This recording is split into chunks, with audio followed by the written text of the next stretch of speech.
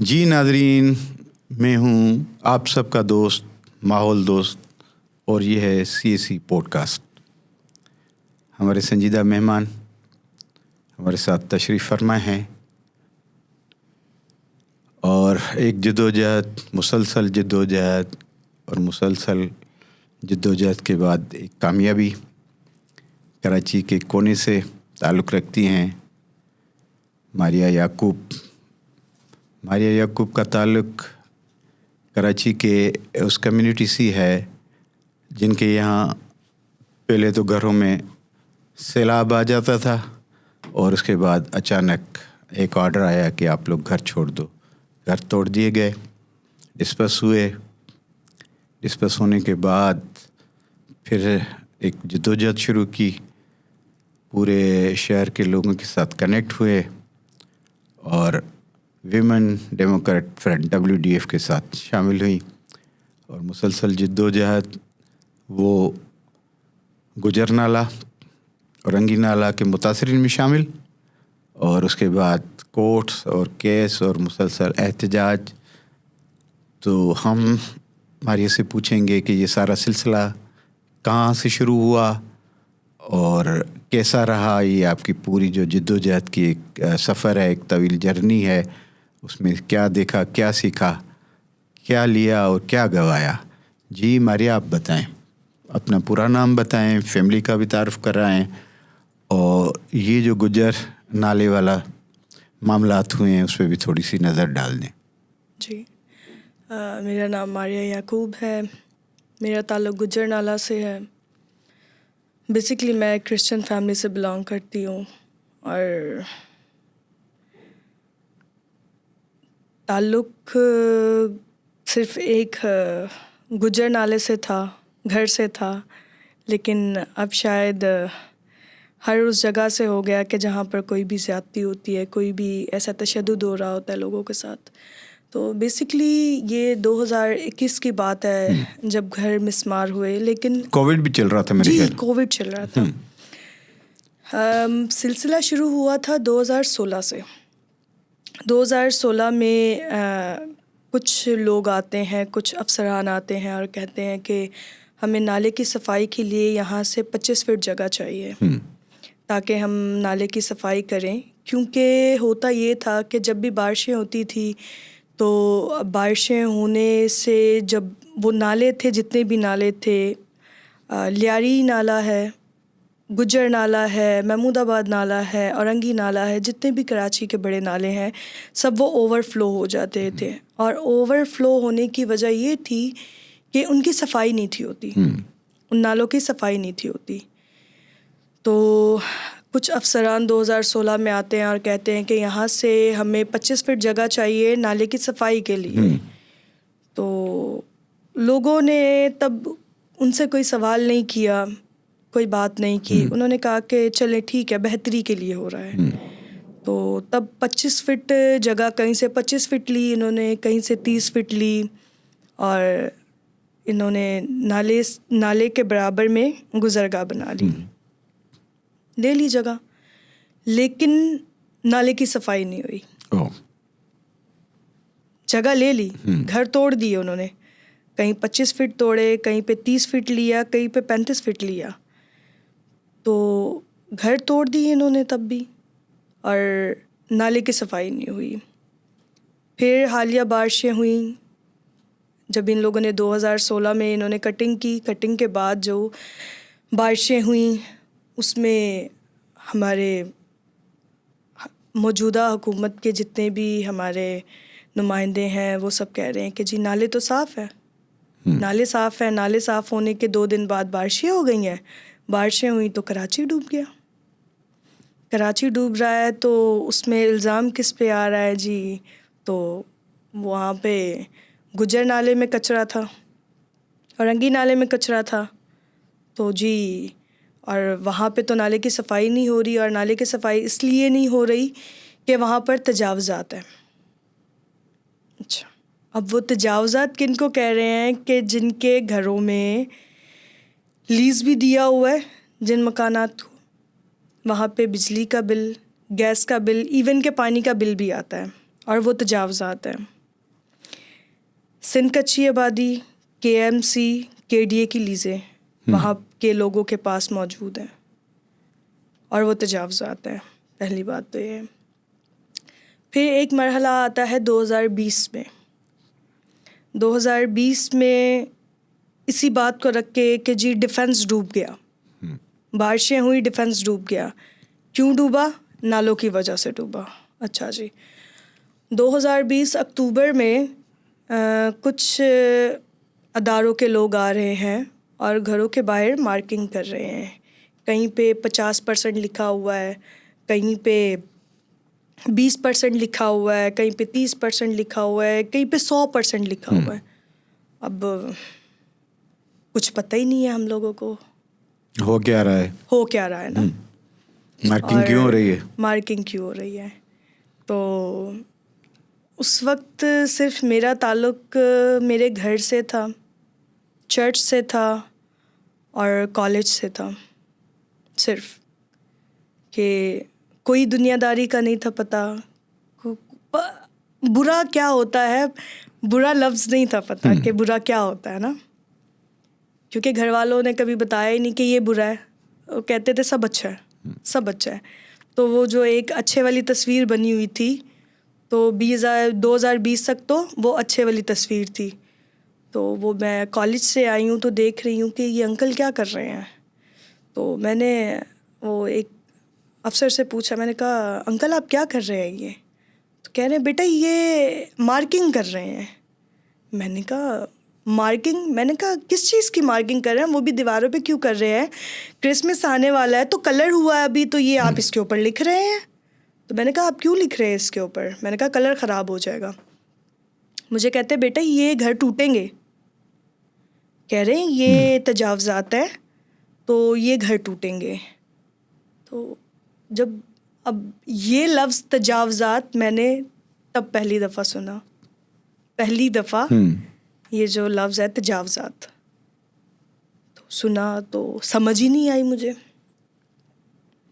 घर जाते जाते घर तक जाते लफ्ज़ भी भूल गया, लफ्ज़ भूल गया मुझे कि वो लफ्ज़ क्या इस्तेमाल किया था अंकल ने, कि ये क्या है।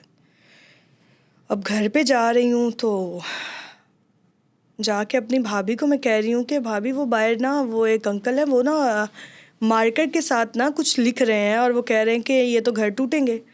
तो मेरी भाभी कह रही नहीं ऐसा कुछ नहीं है, आप रिलैक्स हो जाओ। रिलैक्स हो गई। तो शाम के वक्त जब मैं चर्च गई तो मेरा अब जो क्वायर का ग्रुप था सारा, तो हम लोग बैठ के बात कर रहे। मैंने कहा यार आज मैं कॉलेज से आ रही थी तो एक अंकल ना वो मार्किंग कर रहे थे, तो मैंने उनको पूछा तो उन्होंने ना मुझे ऐसे ऐसे बताया कि ये तो घर टूटेंगे, लेकिन वो लफ्ज़ तजावज़ात मुझे तब भी नहीं याद आ रहा। अच्छा, मेरी एक दोस्त थी वो मेरे साथ ढोलक प्ले करती थी, तो उसने मुझे कहा यार ऐसे कैसे हो सकता है कि घर टूट जाएंगे, कि मतलब इन लोगों ने 2016 में जो ली थी जगह, इन्होंने जो घर तोड़े थे तो इन लोगों ने बोला था कि नाले की सफाई करेंगे, इन्होंने तो तब भी नाले की सफाई नहीं की थी। ठीक है, और बारिश आती थी तो बारिश आने के साथ लोग सोए होते थे तो घरों में पानी घुस जाता था, और ऐसी ऐसी कंडीशन हो जाती थी कि मतलब लोग अपने घरों की छतों पे गुजारा करते थे। तकरीबन हफ्ता हफ्ता लग जाता था कि लोग अपने घरों से बाहर नहीं थे निकल पाते, कि ये सूरत हाल थी। तो मैंने कहा कि यार तो क्या मतलब ये लोग दोबारा घर तोड़ देंगे। कहती नहीं ऐसा होना तो नहीं चाहिए। अच्छा, अब हम लोग बात कर रहे हैं तो घर पे जब हम जाके बात करते हैं तो घर वालों को लगता है कि बच्चे हैं ये तो अपने दिमाग से वो ऑल फॉल बक रहे हैं। अच्छा, करते करते महीना गुज़रा, लोगों के फिर कोई सर पे जूं नहीं रेंगी। अब हमारे दिल में एक जो डर बैठ गया वो बैठ गया, क्योंकि 2016 में मैंने अपना आधा घर टूटते हुए देखा, कि आधा घर टूटते हुए देखा, तो वो मेरे दिल में एक डर था। और उसी दौरान मेरे घर की कंस्ट्रक्शन चल रही थी, घर दोबारा बन रहा था। तो अब मेरे दिल में डर भी है और मैं कह भी रही हूँ तो कोई मान नहीं रहा, कोई सुन नहीं रहा। करते करते इसी तरह क्रिसमस आया, क्रिसमस गुजर गया, लेकिन न्यू ईयर से पहले केएमसी के अफसरान आते हैं सर्वे के लिए कि ये आप अपना शनाख्ती कार्ड दे दें, आपके घर पे आईडी अलाट होगी। तो किस चीज़ की आईडी, और आप CNIC किस लिए मांग रहे हैं? तो वो कह रहे कि ये घर टूटेंगे। तो जब उन्होंने अपने मुंह से बड़ों को कहा कि ये घर टूटेंगे, तो सब हैरान एक दफ़ा कि भाई घर क्यों टूटेंगे? जी ये सिंध हुकूमत की तरफ से ऑर्डर हो गए हैं हमें, तो ये तजावज़ात है, इनको हटाना है। भाई तजावज़ात कैसे हैं? यहाँ के लोगों के पास लीज़ मौजूद है, ठीक है, गैस का बिल देते हैं, पानी का बिल देते हैं, बिजली का बिल देते हैं, तो ये तजावज़ात किस तरह से हो गए? नहीं, आप शनाख्ती कार्ड की कॉपियाँ ले आएँ। अच्छा, अब लोग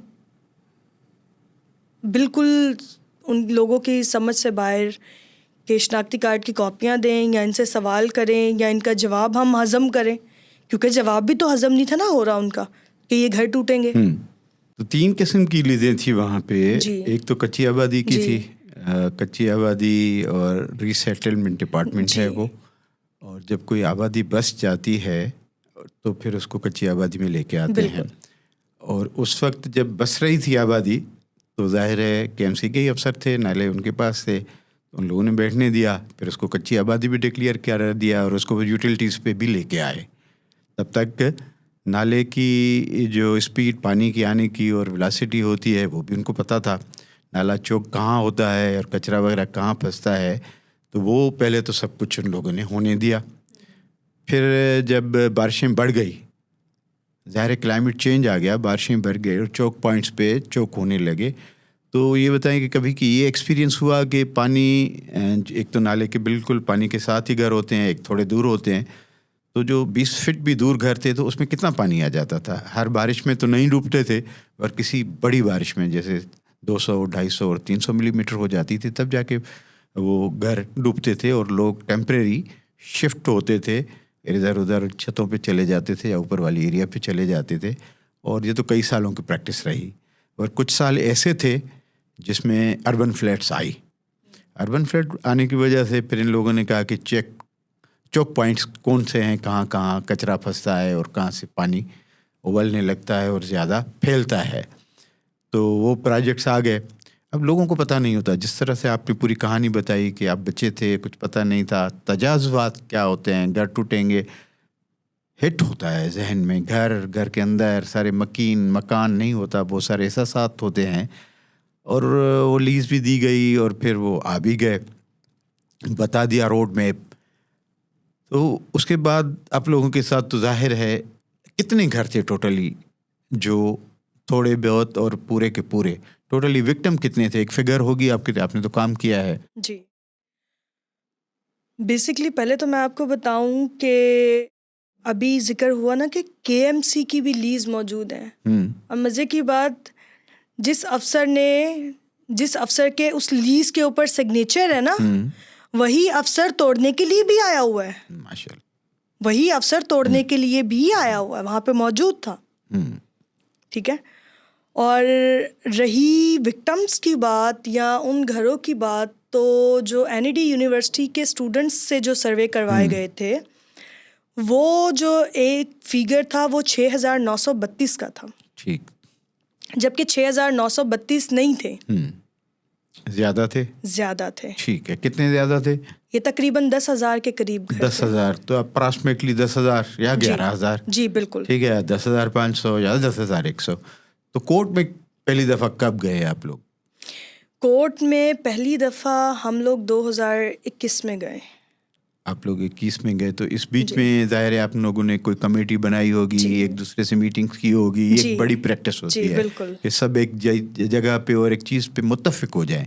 इससे पहले ज़ाहिर है आपने एहतजाज किया होगा, किसी ने नहीं सुना होगा, वो थोड़ा सा एहतजाजों का और कोर्ट तक जाने वाला प्रोसेस बता दें। बिल्कुल, 2021 3 जनवरी को हम लोग वो फिर हम लोग चर्च वाला ग्रुप ही वो हम लोग जितने भी यूथ के थे हम लोग बैठे हैं, कह रहे हैं कि ये नहीं यार, घर नहीं टूटने देना, घर टूट गया तो हम कहाँ जाएंगे या क्या होगा। तो हम लोगों ने सब ने प्लान किया कि हम एक प्रोटेस्ट करेंगे।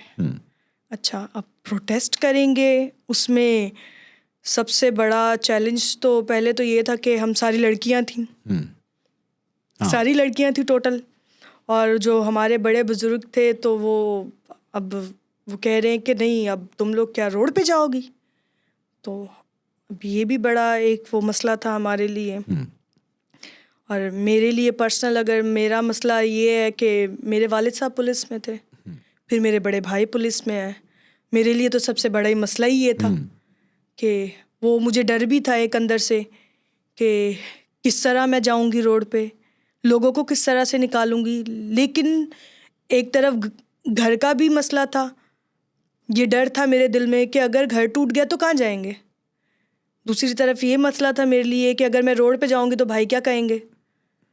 तो इन सारी चीज़ों को देखते ना एक हिम्मत सी आई दिल में। मैंने कहा जो होगा देखा जाएगा। लोगों को इकट्ठा किया, चर्च में इकट्ठा किया। बहुत से साथी थे ऐसे कि जिनको बाहर से बुलवाया, क्योंकि मेरी एक फ्रेंड थी वो वो काफ़ी सोशल थी।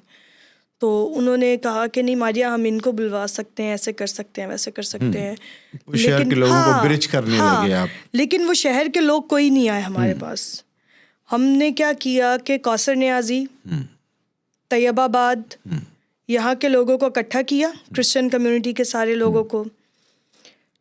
हम लोगों ने जाके ज़ियाउद्दीन हॉस्पिटल के बाहर धरना दे दिया 5 जनवरी 2021।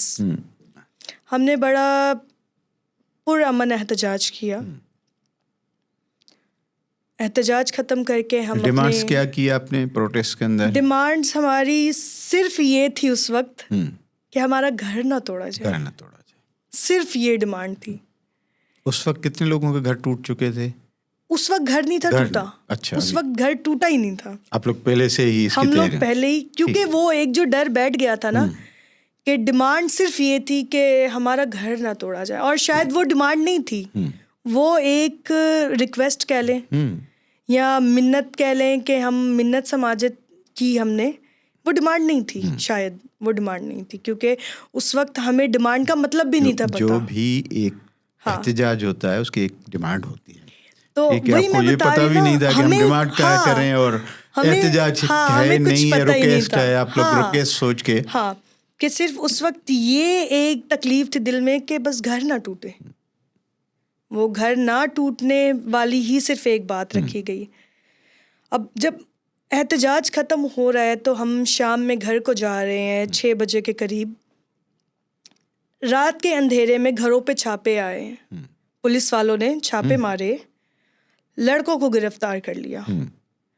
लड़कों को गिरफ्तार किया तो किसी ने बताया कि भाई वो पता चला है कि वो मारिया याकूब नाम की लड़की है, उसके साथ उसकी बहन है सोनिया याकूब, उसके साथ उसकी कज़न है एक। तो इन 3 लड़कियों ने ये प्रोटेस्ट प्लान किया था, तो अब इनको गिरफ्तार करना है।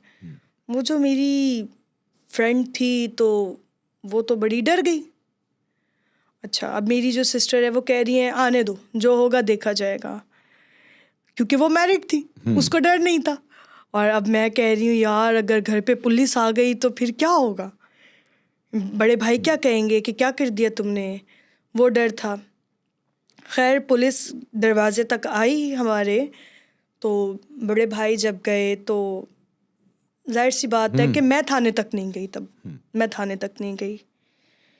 फिर उस वक्त ये महसूस हुआ मुझे कि शायद ये मेरा अकेली का काम नहीं है, या हम अकेले कुछ नहीं कर सकते। फिर उस वक्त कुछ दोस्त थे और कुछ तहरीकें साथ में जुड़ी हमारे आके। उन तहरीकों ने एक बड़ा हौसला दिया। वो जो हौसला था ना उनका, वो जैसे कहते हैं ना कि एक बंद पिंजरे में जो कैद पंछी है, उसके रोज़ आके परों पे कंधे पे सहला रहा है उसको, और उसको उड़ने की एक वो ख्वाहिश दे रहा है। वो वहाँ से उस तहरीक का मेरे कंधे पे हाथ और ऊपर से घर टूटने का डर, ये सारा सिलसिला चल रहा है। अब मैं उस तहरीक को अपने इलाके में ले आई, तहरीक आ गई, लोगों से मिलवा दिया। अच्छा, लोगों को लग रहा है कि ये क्या कर रही है, और मेरे बड़े भाई को इन सारी चीज़ों का कुछ इल्म नहीं था कि मेरी बहन कर क्या रही है। अच्छा जी, तहरीक आ गई, पोस्टर्स बना लिए, और वो हम पूरे नाले पे जा रहे हैं, लोगों के घरों पे जा रहे हैं, दरवाज़ों पे जाके डोर टू डोर हम लोगों को मोबिलाइज़ कर रहे हैं। हाथ में ढोल ले लिया है, ढोल पीट रहे हैं, लोगों को बता रहे हैं क्या होने लगा है, क्या होने वाला है। ये करते करते रमज़ान आ गए। अब हमारे भी रोज़े चल रहे हैं, यहाँ से रमज़ान भी चल रहे हैं, और अभी रमज़ान भी चल रहे हैं, सब कुछ चल रहा है, और बुलडोज़र आके सर पे खड़ा हो गया है। तो बुलडोज़र आके सर पे खड़ा हो गया, और इतना बड़ा बुलडोज़र कि वो उसको पहली दफ़ा देख के तो एक जैसे रूह काम जाती है, वो वाला हिसाब था। तो बुलडोज़र को देख रहे हैं, तो मैं इधर उधर देख रही हूँ कि ये क्या है, कुछ समझ नहीं आया। लेकिन फिर भी जाके उस बुलडोज़र के सामने खड़े हो गए। उस बुलडोज़र को अंदर तक नहीं आने दिया हमने, यहाँ तक के पथराव भी कर दिया। पहला पत्थर मेरी तरफ से जाके बुलडोज़र के शीशे पे लगा और शीशा टूट गया। पुलिस वालों ने मुझे पकड़ा, लेकर थाने चले गए। शीशा तोड़ेंगे तो थाने तो जाना होगा। थाने चले गए तो जितने तहरीकी साथी थे वो भी पीछे आ गए। अब करते कराते उन्होंने वो जो बुलडोज़र खड़ा हुआ था उसको मौका मिला, उससे 4-5 घर तोड़ दिए, मिसमार कर दिए उसने। अच्छा, शाम तक मैं भी वापस आ गई थाने से। अब देख रहे हैं, समझ नहीं कुछ आ रही, क्या करें। मैं उस वक्त मेरा ये डर का आलम होता था कि मेरे घर पे भी ना पता चले, स्पेशली बड़े भाई। सिर्फ डर बड़े भाई का था और किसी का डर नहीं था। शुक्र है किसी से डरती थी। हाँ, वो डर सिर्फ एक बड़े भाई का था बस। अच्छा, मास्क पहना होता था मैंने, चादर ली होती थी, पूरी ओढ़ी होती थी कि मेरी शिनाख्त ना जाहिर हो कहीं पे। अब करते कराते रोज़ बुलडोज़र आना, रोज़ उसके सामने बैठ जाना, इतने औरतें, बच्चे, बड़े बुजुर्ग, रोज़े में वहाँ पर लोग बैठे होते थे। रोज़े में लोग बैठे होते थे, क्या क्रिश्चियन, क्या मुस्लिम, कोई वो नहीं था उस टाइम। सब लोग वहाँ पे बैठे होते थे, क्योंकि सबकी तकलीफ एक थी कि घर ना टूट जाए। यहाँ तक कि रोज़े में औरतों को रोते हुए, पुलिस वालों के आगे हाथ जोड़ते हुए, उनके पैरों को हाथ लगाते हुए मैंने अपनी आंखों से देखा है। वो जो एक तकलीफ थी ना, कि जब हमारी माएँ बहनें उनके सामने रो रही होती थी,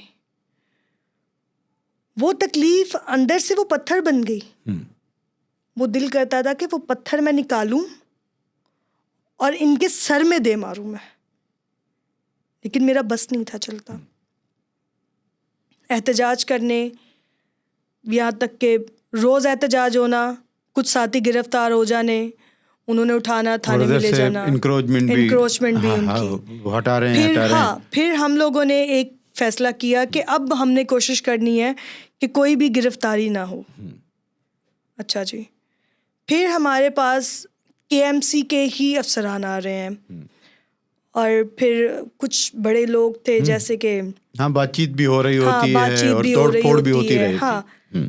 कि KMC के लोग आ रहे हैं कि वो कह रहे हैं कि भाई हम आपको ईद तक का टाइम देते हैं, ईद तक यहाँ पे घर नहीं टूटेंगे, तब तक आप अपना बंदोबस्त करो। हाँ, बंदोबस्त करें आप, ईद बना लें आप अपनी। कुछ सुकून हुआ, लेकिन वो डर नहीं गया। अब लोग ईद की तैयारी कर रहे हैं और हम लोग आगे का देख रहे हैं कि अब आगे क्या करना है। ये करते करते इसी दौरान हमारी कराची की जितनी भी पार्टीज़ हैं, वो पीपल्स पार्टी है, वो जमात इस्लामी है, वो बेशक MKM है, वो कोई भी है, हम सब के पास गए उन्हीं रोज़ों में। हाँ, हम सब के पास गए कि कुछ किया जाए। अब किसी के पास ये बहाना था कि नहीं वो तो मेरा हल्का था तो वहाँ पे मैंने कटिंग कम करवा दी, तो ये मेरा हल्का नहीं है, मैं यहाँ पे कुछ नहीं कर सकता, मैं ठीक है, माजरत सबने करता हूँ। अपने अपने हाँ, और कुछ लोगों ने कह दिया कि नहीं हम इसमें कुछ नहीं कर सकते। ये हमारी जो मौजूदा पार्टियां थी कराची में, ये उनका हालात थे और नहीं, उनका ये आलम उनके था। पास कोर्ट का ऑर्डर था उस वक्त या नहीं अपने तौर पे कर रहे थे? उनके पास कोर्ट का ऑर्डर था। हाँ, ओके। अब उसी दौरान हमने क्या किया कि स्टे ले लिए घरों के हाँ, लिए। जाहिर है, जब कोर्ट का मामला आए तो फिर कोर्ट में ही जाना है। अच्छा, स्टे ले लिए। और मेरी बेवकूफ़ी का आलम ये था कि मुझे ये नहीं था पता कि स्टे क्या होता है। कोर्ट से स्टे आ रहा है तो वो क्या होता है। स्टे घरों को दे दिए, घरों के बाहर चिपका दिए। अच्छा जी, स्टे मिल गया था आप लोगों को? बिल्कुल स्टे मिल गया था। 1 महीने का मिला होगा या 2 महीने का? ये स्टे मिला था 3 महीने का। ठीक है, ठीक है, 3 महीने का फिर स्टे भी काफी लोग इधर उधर निकलने की कोशिश कर रहे थे कि भाई। हाँ, वो हुआ ये कि जिन घरों के पास लीज था उनको स्टे मिल गया, जिनके पास लीज नहीं था उनको स्टे नहीं मिला। तो उनका कोई कागज ही नहीं है तो स्टे किस पे मिले उनको? ईद गुजरी, चौथा दिन आ गया, वो बुलडोजर फिर सर पे है। बुलडोजर सर पे आ गया, बुलडोजर सर पे आ गया। तो अब हम जितने लोग थे, तहरीक के लोग थे, काफ़ी साथी हमारे साथ थे वहाँ पर, तो इतनी भारी नफरी, यहाँ तक कि औरतों को बालों से घसीट के साइड पे हटाया गया। लोगों के घरों के सामान समेत लोगों के घरों को तोड़ा गया। इवन कि मेरे घर पे अभी बारी नहीं थी, लेकिन उनको जब पता चला कि ये इस लड़की का घर है, मेरे घर को पंजा मारा। मेरे घर पे सामान था, सारा पूरा सामान था। सामान का दुख नहीं था, सच बात बताऊं, सामान का दुख नहीं था। मुझे दुख था उस तस्वीर का जो मेरे पेरेंट्स की लगी हुई थी। मेरे माँ बाप की तस्वीर अंदर लगी घर है, हुई उसके थी। साथ हजारों एहसासात हैं। तो वो जब मैंने उस टूटे हुए घर से अपने वालिदैन की तस्वीर निकाली ना, वो जो तकलीफ थी ना, वो आज तक मेरी रूह कांप जाती है मैं जब उस चीज़ के बारे में सोचती हूँ। करते कराते काफ़ी घर टूट गए। मेरा घर तो उन्होंने पहले ही वैसे तोड़ दिया था जब उनको पता चला ये इस लड़की का घर था। लेकिन फिर भी एक आप लोग कहाँ शिफ्ट हुए? किराए पे। किराए पे किस तरफ के मूव हुए? उसी इलाके में, उसी इलाके में रोड की तरफ जहाँ पे बेंगलोस थे, उसी इलाके में जहाँ पे बेंगलोस थे, वहाँ पर रेंट पे घर ले लिया। मतलब आप कच्ची आबादी से निकल के पक्की आबादी में चले गए? पक्की आबादी में चले गए। वहाँ टूटने का वहाँ पे टूटने का कोई खदशा नहीं था। फिर रोज़ ऐसे ही हो रहा है, बिल्डोज़र आ रहा है, हम बिल्डोज़र के सामने खड़े हो रहे हैं, शेलिंग हो रही है, लाठी चार्ज हो रहा है, बहुत कुछ हो रहा है। फिर करते कराते जी सुप्रीम कोर्ट छुट्टियों पे चला गया। अच्छा जी, नहीं, अब पहले तो ये हाई कोर्ट में था। ठीक है, हाँ, स्टे हाई कोर्ट से स्टे लिया था। हाई कोर्ट से लिया। ओके, ठीक है, जून का महीना आया, स्टे जी, वो हाई कोर्ट भी छुट्टियों पे है, सुप्रीम कोर्ट भी छुट्टियों पे है। 3 महीने पूरे हो चुके थे। 3 महीने पूरे हो चुके स्टे थे। का टाइम निकल गया टाइम। अच्छा जी, अब कह रहे हैं कि अब क्या होगा। बिल्डोज़र आके खड़ा हो गया, जिन घरों पे लीज लगा हुआ था वहाँ पे आके बिल्डोज़र खड़ा हो गया। हम लोग फिर एहतजाज पे हैं, जबकि घर टूट गए थे, हम फिर भी एहतजाज पे हैं, बड़े परेशान। तो हम लोग फिर हाई कोर्ट के बाहर जाके धरना दे दिया। तो पता चल रहा है कि जी चीफ जस्टिस साहब छुट्टियों में आए हैं, छुट्टियों में, जबकि छुट्टियां चल रही हैं, छुट्टियों में वापस आए हैं और आके लीज कैंसिल कर दी है। लीज कैंसिल होगी, वहां से जो लीज वाले मकान थे वो भी तोड़ दिए वो भी उन्होंने, टूट गए। वो भी तोड़ दिए। और फिर कहीं पे 20% लिखा था, कहीं पे 30 लिखा था, कहीं पे 35 लिखा था। ये सिर्फ उनकी परसेंटेज लिखने की थी, तोड़ने की नहीं थी, तोड़ने की नहीं थी। कहीं पर भी 70 से 75% और 100% से कम घर नहीं टूटा, नहीं टूटा। और जिन लोगों के घर अगर एक कमरे का बच गया तो उन्होंने चादर के साथ पर्दा किया। हाँ, बहुत सारी तस्वीरें हाँ। मीडिया में आई, सोशल मीडिया पे आई, वो रिसेंट पास का किस्सा है। बिल्कुल, चादरों के साथ पर्दा किया क्योंकि जवान बेटियां थी, बच्चियां थी। माँ बाप अपनी बेटियों की इज्जत के लिए चादर से पर्दा कर रहे हैं, बिल्डोजर वाले आके उसको भी गिरा रहे हैं उसको, उस पर्दे को गिरा रहे हैं। इसे हजारों सवाल जन्म लेते हैं। वाकई। जब आप विक्टिम होते हो, जब आपके ऊपर ये सारे अज़ाब आते हैं तो हजारों सवाल आते हैं।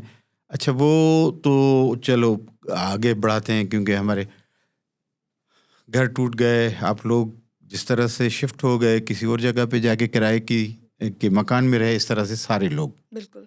ठीक है, अब वो जो अब वहाँ की तस्वीर आ रही हैं, जो नाला फैलता था, लोगों को डबोता था, उसके नाले को तो छोटा कर दिया है, उसके राइट और लेफ्ट एक रोड भी बन गया है। ठीक है, और बाकी जितने घर हैं वो भी कुछ वहीं नज़र आ रहे हैं, जो नहीं टूटे थे या कुछ 75% टूटे थे। तो एक जगह मुकर्रर हो गई है कि ये नाला और ये लेफ्ट और राइट रोड, इसी तरह से महमूदाबाद वाला भी नाला। ठीक है, अब वहाँ पे सैलाब आता है कि नहीं आता, जिसकी वजह से ये सब कुछ हो रहा था। वैसे ना आपका सवाल बड़ा अच्छा है। ठीक है, बारिशें हुई, कराची तो फिर डूबा। हाँ, हर जगह से कराची तो फिर डूबा। वहाँ से तुम लोगों ने गुज्जर से घर तोड़ दिए, जो कि तुम लोगों ने वर्ल्ड बैंक से जो फंडिंग हुई थी बकौल वर्ल्ड बैंक के, कि ये तो नाले की सफाई के लिए हुई थी, ना कि घर तोड़ने के लिए हुई थी। लेकिन घर तोड़ दिए गए। जो भी नाले की सफाई अभी भी नहीं हुई। जो भी प्रोजेक्ट आता है उसका एक मुकम्मल डिजाइन होता है।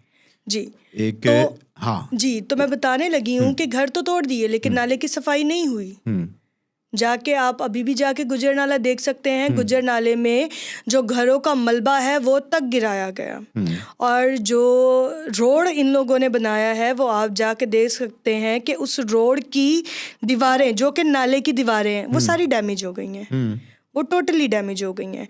और अब भी बारिशें हुई, अब भी घरों में पानी आया। गुज्जर नाला को तो आप एक तरफ कर दें ना, उसको तो एक तरफ कर दे। हमारे डिफेंस का हाल देख लें, जाके डिफेंस का नाला जाके देखें, जाके डिफेंस में घर तोड़े, जाके हमारे जितने भी और नाले हैं जो इन लोगों ने जो छोटे छोटे किए हुए हैं, जाके उनके एक दफ़ा गिरेबान को हाथ डाले। लेकिन ये लोग कैसे डालेंगे? 2022 के बारिशों में क्या हुआ था?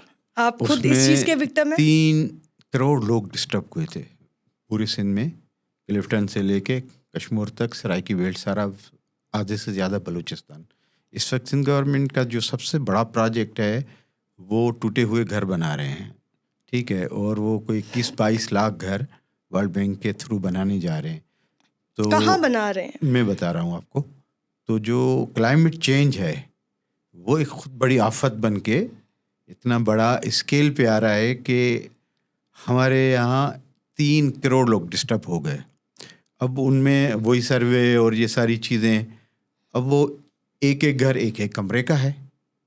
ठीक है, कंपनसेशंस जिस तरह से आप लोगों ने जिद्दोजहद करके लिए, इसी तरह से बाकी लोगों ने भी, मगर वहाँ भी यही हाल है कि एक को मिला है तो 3 को नहीं मिला, 2 को मिला है तो 2 को नहीं मिला, कहीं 4 को मिला है तो 5वें को रह गया है। ये सारे डिज़ास्टर आ रहे हैं क्लाइमेट चेंज की वजह से। गुजर नाला एक पुराना नाला था। ठीक है, हमारे अफसरों ने इजाज़त दी कि आप यहाँ बैठ जाओ, लोग आहिस्ते आहिस्ते बैठ गए। ज़ाहिर है जगहें नहीं हैं तो वो गरीब लोग कहीं ना कहीं अपनी एक झोपड़ी बना के किसी न किसी नाले के आसपास, जहाँ बड़े लोग रहना पसंद नहीं करते, वहाँ उन लोगों ने जो किया मनाई, कच्चे घर बने, टीन वाली छतें थी, किसी की पक्की भी थी, मस्जिद भी थी, कहीं कलीसा भी थी, ये सारी चीज़ें, एक बाज़ार भी होता है, कुछ दुकानें भी होती हैं, कुछ स्कूल भी होते हैं, ये सारी आबादी के अंदर सारी चीज़ें होती हैं। 2022 में डिफेंस 15 दिन डूबा रहा, सरजानी टाउन डूबा रहा, इस बारिशों में डूबा, सादी टाउन डूबा, शारा फैसल पे तो थोड़ा सा पानी जमा होता है तो पूरा ट्रैफिक जाम और लोग घरों में नहीं पहुंच पाते, पूरी पूरी रात गुजर जाती है, गाड़ियां छोड़ के भी घर नहीं पहुंच पाते। तो ये शहर खुद एक अर्बन फ्लड का शिकार हो जाता है हमेशा के लिए। मगर मैं जानना ये चाहता था कि इतनी बड़ी प्रैक्टिस के बावजूद लोगों को कोर्ट के आर्डर से घर तोड़े, फिर उनको कंपनसेशन के लिए अपने प्लाट ऑफर किए, फिर उनकी क्या सुप्रीम कोर्ट तक आप लोग गए, मगर नाले की सूरत हाल फिर भी वही बता रही हैं आप कि कराची तो उसमें आपका कचरा 21 में घर हाँ, तोड़ दिए गए, गुज्जर से भी और अंगी से भी। हाँ। 22 में तो फिर आपका कराची डूब गया। तो डूब भाई गया। फिर क्यों डूबा? अगर आपको इतना कॉन्फिडेंस था कि ये घर तोड़ने के साथ ये हमारा जो कराची है ये बच जाएगा, ये नहीं डूबेगा, तो फिर आपका कराची क्यों डूबा? आया क्या मसला है? क्या आपके आपने पास? देखा कि पूरी लियारी नदी ने ओवरफ्लो किया, बिल्कुल ठीक है, और वो जो नाले छोटे छोटे नदी के अंदर लियारी के आते थे वो ओवरफ्लो होके और आसपास के जितने इलाके थे वो भी डूबे। फिर पानी नीचे हुआ तो इलाकों से नीचे हुआ, और पिछली बारिश में इतनी बड़ी नहीं थी, 100 मिलीमीटर के करीब थी, उसमें मलिर नदी ने शारा भुट्टो को तोड़ दिया। तो ये बारिशों का सिस्टम अब इतना शदीद हो गया है, और हमारा जो नेचुरल सिस्टम था, हम पानी को रास्ता देते थे, जाने देते थे, वो इंक्रोच हो चुका है। हमारा माहौल हम लोगों ने खुद तबाह कर दिया, तबाह किया है। उसमें वो लोग जो जिम्मेदार हैं वो जिम्मेदारी कबूल नहीं कर रहे, और विक्टिम आम आदमी हो रहा है। बिल्कुल। और आम आदमी तक मुख्तलिफ NGOs ने ये काम किया था कि हमें पता चला कि आपके एरिया में आए, उनको आपको सिखाया गया कि आपको अपने कीमती चीज़ें, कीमती कागजात कहाँ जाके रखने हैं, बारिशें हो जाए और नाला ओवरफ्लो हो जाए तो और ये लोगों को सारे जितने रेस्क्यू भी किस तरह से डिजास्टर करना है, हैं बिल्कुल। वो क्लाइमेट चेंज की वजह से पूरी दुनिया में शदीद तरीन, पुनीर क्या है, बलूचिस्तान क्या है, आज़ाद कश्मीर क्या है, कराची क्या है, कभी दरिया के जद में आके सैलाब में डूबते हैं, कभी बारिशों की जद में आके वो भी एक सैलाब की सूरत इख्तियार कर लेता है। तो वो जो सादी टाउन वाले डूबे हैं वो तो सेटल्ड एरिया है, वहाँ भी लोगों के इंजरीज हुई और कैजुअल्टीज़ हुई। हाईवे जब पानी क्रॉस कर लेता है, 8 फीट से ऊपर पानी चला के मुख्तलिफ इलाकों में चला जाता है, तो इसका मकसद ये है कि ये सिस्टम ठीक करना है, सिस्टम को दोबारा से देखना है, सिस्टम को ऐसा करना है कि किसी को फ्यूचर में तकलीफ़ नहीं आए, और पानी को अपना रास्ता देना है, और जितना भी आपको ख़र्चा आए लोगों को सेटलमेंट करने का, आप लोगों ने तो दिया, सुप्रीम कोर्ट के कहने पे दिया, तो जो लोग को प्लाट अलाट हुए हैं वो जगह कहाँ पे है अभी? सरजानी का कौन सा सेक्टर है वो?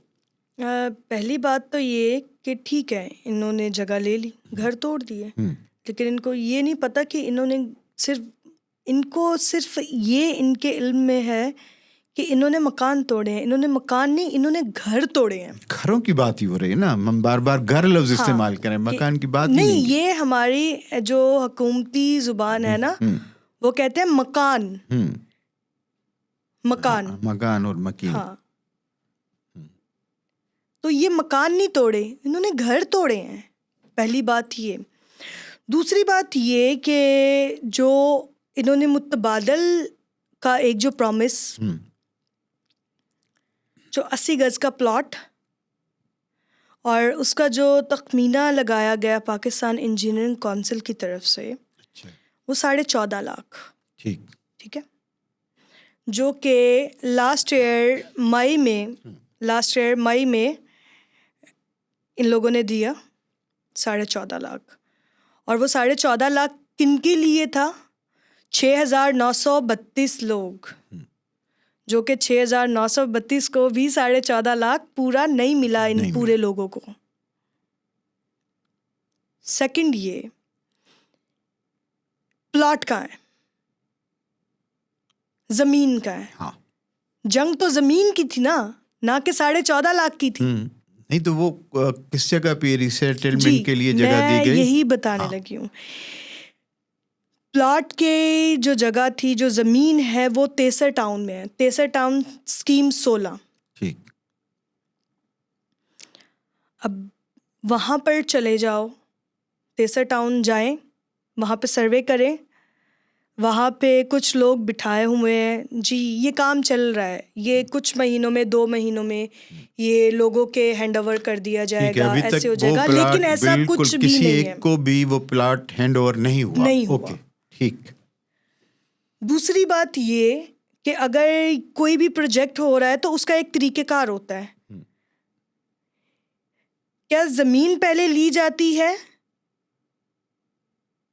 या उसके ऊपर कंस्ट्रक्शन ही पहले, वो जी कंस्ट्रक्शन हो रही है, ज़मीन तो है ही नहीं है। नहीं, पहले तो आप उनको हैंडिंग टेक ओवर करो, उनको प्लाट दे दो, कंफर्म हो जाए कि हाँ इसने अपने प्लाट की पोजीशन ली है, उसके बाद जो है पैसे दो तो वो बनेगा, वरना वो पैसे तो खर्च होने जाने, हर गरीब आदमी है, 100 खर्चे हैं।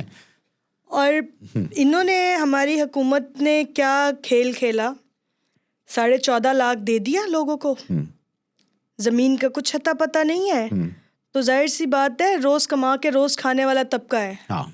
कोई वो शहंशाह लोग नहीं है या कोई बिजनेस क्लास लोग नहीं है, मजदूर लोग हैं, मजदूर तबका है। और इस तरह का तबका है कि एक वक्त अगर रोटी खा रहा है तो दूसरे वक्त का पता नहीं है उनको, कि दूसरे वक्त का पता नहीं है। उनके हाथ में 14.5 लाख रुपए दे दिए, ज़मीन का पता नहीं है। आज जाके पूछ रहे हैं किसके पास 14.5 लाख पड़ा है, किसी एक के पास भी नहीं होगा। कुछ किराए का जी मद में दिया, हाँ जी। और फिर एक तो कोविड चल रहा था, जब घर तोड़े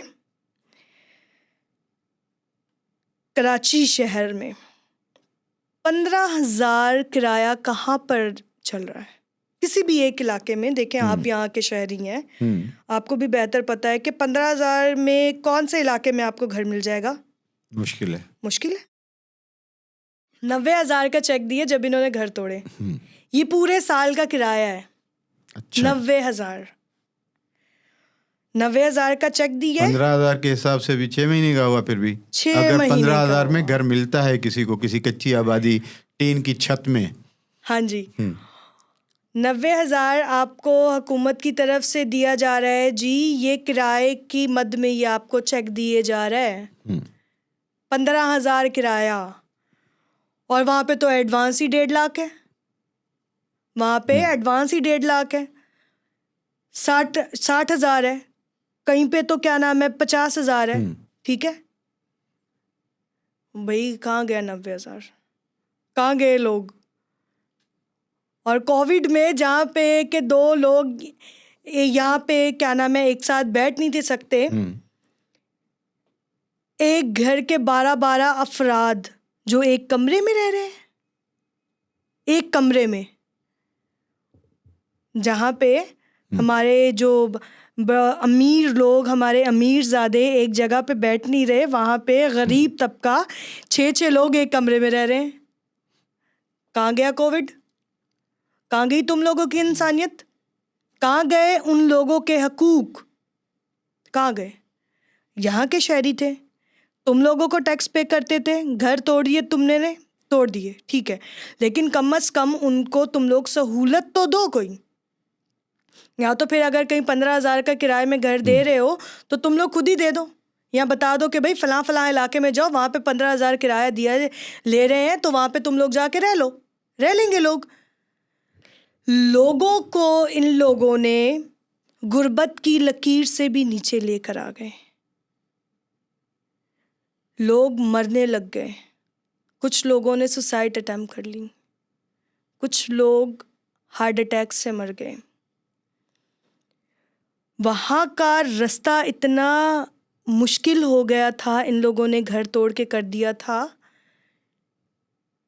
गुजरना मुश्किल था। एक प्रेग्नेंट औरत,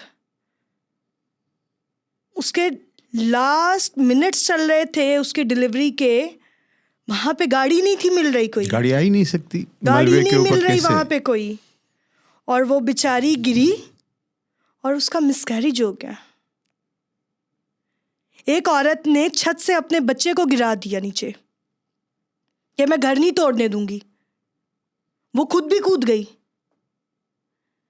इतनी अमवात हुई, कितने बच्चे नाले में गिर गए और मर गए, कितने बड़े बुजुर्ग मर गए वहाँ पे। हुकूमत की तरफ से किसने आके पूछा? किसी ने नहीं पूछा। लोग फिर जद्दोजहद कर रहे हैं, रोड पे निकल रहे हैं। रोज़ की रोटी कमा के खाने वाले लोग अपना काम छोड़ के रोड पे बैठे हुए हैं। जैसे कहते हैं ना कि एक इंसान को भूख लगी हुई है और वो कई दिनों से भूखा है और वो सबकी तरफ देख रहा है, उसकी नज़रें सबकी तरफ है कि कोई तो आए मदद को, कोई तो आए मदद को। ये आलम था लोगों का। और लोग रोड पे बैठे होते थे। हमारी माएँ रोड पे बैठ के रो रही होती थी, अपने दुपट्टे उतार के रख देती थी, लेकिन किसी को तरस नहीं आया, किसी को तरस नहीं आया। मसला इनका ये था कि इन्होंने अपना माहौल तबाह कर लिया। क्लाइमेट हमारा, सिर्फ हम कराची की या पाकिस्तान की बात नहीं करेंगे, पूरी दुनिया में तबाह हुआ पड़ा है। किसकी वजह से तबाह हुआ क्लाइमेट? हमारी वजह से हुआ ना। हाँ, ये मैन मेड है ना। इंसान हमारी ने वजह से। फैक्ट्रियाँ, इंडस्ट्रियाँ और तो सारी चीज़ें की हैं। माहौल हमारी वजह से तबाह हुआ। और खुसूसन अगर देखा जाए तो 100 कॉल्ड जो मम्मी डैडी वाले हैं ना, इनकी वजह से ज़्यादा हुआ, इनकी वजह से ज़्यादा हुआ। ठीक है, क्योंकि बिजनेस इन लोगों के लगे हुए हैं, फैक्ट्रियाँ इनकी चल रही हैं, फैक्ट्रियाँ इनकी चल रही हैं। दरिया में, समंदरों में जो पानी वेस्ट का जा रहा है, किनकी तरफ से जा रहा है? सारा आलूदा कर दिया है ना। हाँ, इनकी तरफ जमीन से जा कर रहा है दी, ना। समंदर कर दिया, दरिया कर हाँ, दिए, हवा कर दिया, आलूदा बिल्कुल। कर दिए, सब कुछ। तो ये अमीरजादों की वजह से उसमें जा रहा है ना पानी। मेरे जैसा रोज की रोटी कमा के खाने वाला बंदा, वो क्या कुछ भी वो करेगा? किस चीज़ को तबाह करेगा? तबाही तुम लोगों ने माहौल की खुद की, घर तुम लोगों ने गरीबों के तोड़ दिए। और अभी तक कहीं पर ज़मीन नहीं दी गई मुतासरीन को। और उसी में जो इन लोगों ने, जो NAD यूनिवर्सिटी की तरफ से जो सर्वे करवाए थे, 6,932 लोगों के 6,932 लोगों में से भी लोग रुल रहे हैं। और जो वो लोग के जिनके घर तोड़ दिए गए, उनको ID ही नहीं दी। वो तो किसी गिनती में ही नहीं है, नहीं आएंगे, वो किसी गिनती में नहीं है अभी तक। कितने लोग होंगे वो? तकरीबन 2000 के करीब है। 2000 के करीब है। 2000 के करीब हैं, जो कि जिन लोगों ने, कोर्ट की तरफ से ऑर्डर हुआ था 2023 में। 2023 में कोर्ट की तरफ से ऑर्डर हुआ था कि आप लोग जाएं, कमिश्नर ऑफिस जाएं, जुनैरा जलील को आप जाके अपनी एप्लीकेशन जमा करवाएं। 2000 के करीब लोगों ने एप्लीकेशंस जमा करवाई, लेकिन उसके ऊपर कोई इम्प्लीमेंट नहीं हुआ, कुछ नहीं हुआ, कुछ भी नहीं हुआ। कोर्ट के थ्रू ऑर्डर भी है, बिल्कुल। फिर तो ये तो कंटेम्प्ट ऑफ कोर्ट हो गया। फिर बिल्कुल हो गया। फिर मज़े की बात ये, जी रोड बन रहा है। अच्छा जी, रोड बन रहा है। पहले 25 फीट जगह चाहिए हमें। 25 फीट पे इन लोगों ने लोगों को बोला कि आप जिनके घर थोड़े थोड़े बचे हुए, आप जी दीवार उठा लें। उठा ली लोगों ने दीवार उठाने के बाद वो 6 महीनों के बाद फिर उनको होश आई, अरे ये तो 25 फीट थोड़ी थी, ये तो 28 फीट थी। अच्छा जी, फिर आए, फिर तोड़ा, जी वो तो 28 फीट था। अच्छा जी, 28 फीट है। तो लोगों ने कहा कि अब क्या हम दीवार उठा सकते हैं पर्दे के लिए? एक जो टेम्परेरी दीवार उन लोगों ने उठाई, क्योंकि जाहिर सी बात है हर घर में बच्चियां हैं। मर्दों का कोई मसला नहीं है, मर्द तो रोड पे भी बैठ जाते हैं, लेकिन जवान बच्चियां हैं। लोगों ने दीवार उठा ली। तो अभी कुछ दिन पहले की बात है, हमें फिर होश आई, ओ नहीं 28 फीट थोड़ी थी, ये तो जितनी देर तक रोड नहीं फाइनल होगा तुम लोग दीवार कैसे उठा सकते हो यहाँ पे? अच्छा। वाहिद कॉलोनी में इन लोगों ने मिसमारी की, पंजाब कॉलोनी में की, ये पूरे गुज्जर पे फिर घूम रहे हैं, पूरे गुज्जर पे घूम रहे हैं, लोगों के घरों को तोड़ रहे हैं। और कितने ऐसे लोग हैं कि जिनको अभी तक ID नहीं मिली और घर तोड़ी जा रहे हैं। अभी तक ये सारे मामला चल रहे हैं, अभी तक ये मामला चल रहे हैं। सुप्रीम कोर्ट तक आप लोग गए, वहाँ से कुछ रिलीफ भी लिया, ख़ासतौर पे प्लाट के लिए। तो अभी बिल्कुल। प्लाट हैंड ओवर नहीं हुआ। अगर वो जो पैसे थे किराए के वो भी बहुत कम थे, बिल्कुल। और उसके अलावा जो घर बनाने के मद में दिए गए हैं, जब प्लाट ही नहीं अलाट हुआ अभी तक तो पैसे ख़त्म हो गए। कहाँ से तो बनाएंगे वो लोग? सारी जो आपकी जद्दोजहद है आपने तो पूरी की, मगर लोगों के पैसे जो भी मिले, आप कह रही हैं पूरे लोगों को भी नहीं मिले। तो हम प्रोग्राम को तो अभी वाइंड अप करेंगे। तो ये सारी बात ये समझ में आई कि इंतज़ामी उमूर और ये जो अफसर लोग हैं वो पहले कहते हैं कि यहाँ पे बस जाओ, ठीक है, यहाँ हम आपको कच्ची आबादी में डाल देंगे। फिर सियासतदान वोट लेने आते हैं तो हम मुतालबा करते हैं कि यार यहाँ कोई गली भी बनवा दो, कोई ड्रेनेज का भी कर लो। तो वोट लेने के चक्कर में फिर वो बिजली भी आ जाती है, गैस भी, लोग सेटल हो जाते हैं। 30, 40, 50 साल गुजर जाते हैं, एक से दूसरी नस्ल बड़ी होकर जवान हो जाती है। फिर वो सारे मामला आते हैं कि भाई अब ये इंक्रोचमेंट है। फिर उसके लिए एक नया प्लान आता है कि नाले को दीवार डालनी है और राइट लेफ्ट जो है एक रोड भी बनना है और इतने इतने घर भी गिरा देने हैं। सारे कर्बनाक सूरत हाल होती है जो आपने बताई। एक बस्ती के, एक घरों के टूटने के जो कि 1, 2, 3, 4, 100 नहीं, हज़ारों हैं। और उसके अंदर जो एहसासात हैं और वो जो बीमारियां हैं, माहौल हैं, खुशियां हैं, इबादतें हैं, ये सारी एक बड़ी नावल है जो कर्बनाक नावल है। एक बस्ती जब बसी है उसके बाद जब टूटने जा रही है, और उसमें आप जैसे लोग आते हैं, जद्दोजहद करें हैं, उसमें आपकी मुख्तलिफ ऑर्गेनाइजेशंस आती हैं, बात आगे जाती है, सुप्रीम कोर्ट तक की चली जाती है। उसके बाद जो भी रिलीफ मिलता है वो भी नाकाफ़ी है, और वो इस तरीके से मिलता है कि उस रिलीफ का कोई फ़ायदा भी नहीं ले पाता। तो वो मुसलसल आपकी एक जद्दोजहद है, आपके दोस्तों की है, आपके घर वालों की है, वो तो जारी रहेगी। मगर हम क्लाइमेट के हवाले से काम कर रहे होते हैं तो हमें क्लाइमेट के मामलात का पता है, हमें पता है कि पॉपुलेशन कैसे बढ़ती है, वो कहाँ जाए, तो ये प्लानिंग के मामला आते हैं। जब घर तोड़ने आते हैं तो ये इंतज़ामी मामलात आ जाते हैं। उन लोगों ने बस्तियाँ बसाई, उसके बाद फिर कोर्ट से आर्डर लेके आए कि इनको तोड़ना है। तो ये सारे मामलात इस मुल्क के मुसलसल एक जगह नहीं, बहुत सारी जगहों पे दोहराए जा रहे हैं बार बार। और एक घर गिरे किसी भी वजह से, आंधी तूफ़ान, बारिश, सैलाब की वजह से, ज़िलज़िले की वजह से, वो तो कुदरती हो गया। और जब गिराए जाएं तो उसका दुख होता है कि भाई आप पढ़े लिखे लोग हो, इस शहर को चला रहे हो, आपके इदारे हैं, आप अफसर हैं, और आपको एहसास है घर कैसा होता है। आपका अपना भी घर है, बच्चे कैसे होते हैं, आपके भी अपने बच्चे हैं। खुशियाँ सबकी साझी हैं, दुख भी सबके साझे हैं।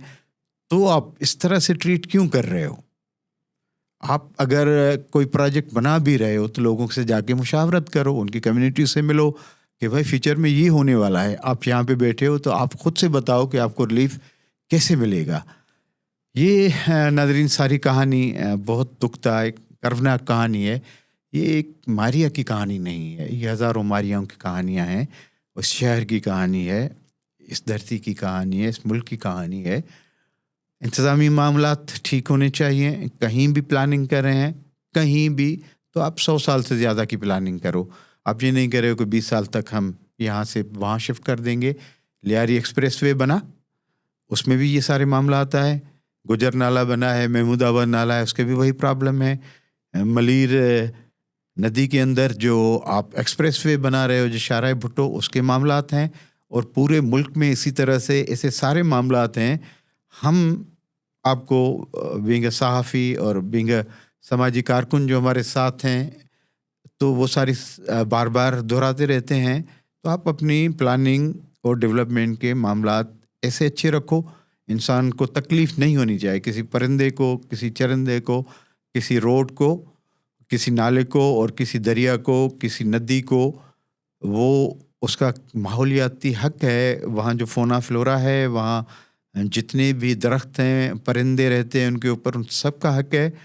आप माहौल दोस्त बनोगे तो ये मुसीबतें और ये इन्वायरमेंट के मामलात और ये डिज़ास्टर, ये ज़िलज़िले, ये तूफ़ान और ये सैलाब सबसे बच तो नहीं सकते, मगर अच्छी प्लानिंग की वजह से हम लोगों को कम डिस्टर्ब कर सकते हैं। उनकी सेटलमेंट पहले होनी चाहिए, एक्शन पहले होना चाहिए, कि अगर औरंगी नाले के और गजर नाले के लोग या मली नदी के लोग या लियारी नदी के लोग जब बड़े सैलाब में आएंगे तो वो कहाँ जाएंगे, उनके शेल्टर हाउस कहाँ होने चाहिए, उनके मेडिकल सिस्टम होना चाहिए, उनका खाने का सिस्टम होना चाहिए, वरना ऐसी हज़ारों दर्दनाक कहानियाँ बार बार दोहराई जाएंगी और ये सब के लिए बुराई होगा। तो हमारी गुजारिश हमेशा रहती है हुकाम से, आला हुकाम से, प्लानिंग करने वालों से कि भाई आप इस मुल्क के रहवासी हैं, बाकी लोगों को भी इसी मुल्क का, शहरी का उतना ही हक दें जितने आपको हुकूक हासिल हैं। बहुत शुक्रिया।